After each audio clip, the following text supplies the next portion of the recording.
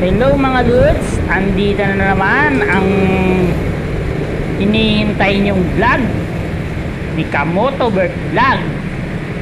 Yan, at binabaybay ko nga itong Pasig mga lodi. At meron ako i-deliver dito sa Pasig. And ganito ang gawa ko mga kalodi pag galing ko ng trabaho.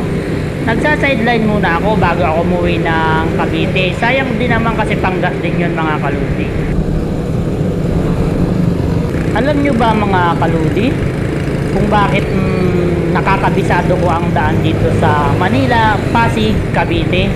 Kasi mga kaludi, nagsimula ako sa Lalamove bago ko nakabisado ang mga daan dito. Pag galing ng Cavite, Manila, yan mga kabisado ko na yung ibang mga daan na papuntang Manila. Ito papuntang Taytay, yan mga kaludi. At kasi yung mga kaludi, pag galing ako ng trabaho, pag medyo maaga pa mga kaludi, sa sideline tayo, naglalamove. At ito nga mga kaludi, at meron din akong dala ngayon na i-deliver ko papuntang Pasig mga lods.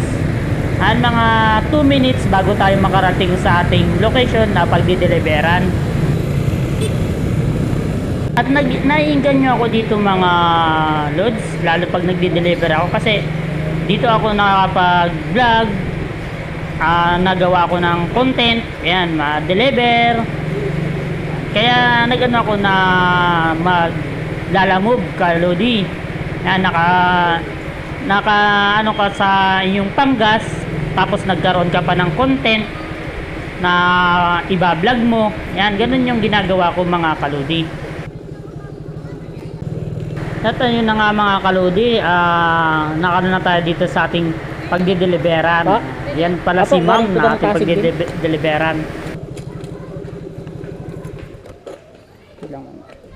Binalutan ko, baka biglang umulan eh.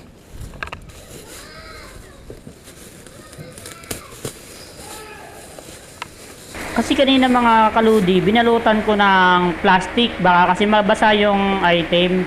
Kasi ang mga item nito mga kalodi, ano na yan, mga Sikira pa lang. supplement, parang supplement siya or basta yun na yun. Mga kalods. At siyempre chinichiko muna yung how much. Kasi sabi nung pinag-delivera natin, how much? Yan. Ngayon tinitignan ko kung magkano yung price. At siyempre bago ko naman ibibigay yung item mga kaludi, pipicturean ko naman muna yung item natin. Yan, napicturean ko na. Tapos ipo-forward ko ngayon dun sa Lalamove. Yan mga kaludi, yan yung mga item na pinick up ko sa boundary rin ng Pasig. Pero dito rin sa Pasig yung deliver niya mga kaludi. Yan, at ito nga at binubuhat ko. Yan, ganito lang ang sideline ko mga kaludi. Pag galing ko ng trabaho, suma-sideline ako. Kasi medyo maaga pa mga kaludi kasi kaya kailangan natin mag-sideline. Kasi sayang naman yun mga kaludi. At panggas din naman yun. At ayun na nga mga kaludi, at na-deliver ko na yung item na pinick up ko sa Pasig. Ngayon iano ko na mga kaludi yung cellphone ko. Iko-complete ko ngayon sa Lalamove. Yan mga kaludi, kinomplete ko na sa Lalamove. Yan. Ganun lang mga kaludi ang aking vlog. Sana nagustuhan nyo ang vlog ko. See you next time. Bye bye. Ingat kayo palagi mga lods. God bless. Shoutout pala sa mga supportive natin dyan, mga followers. Miga love shoutout.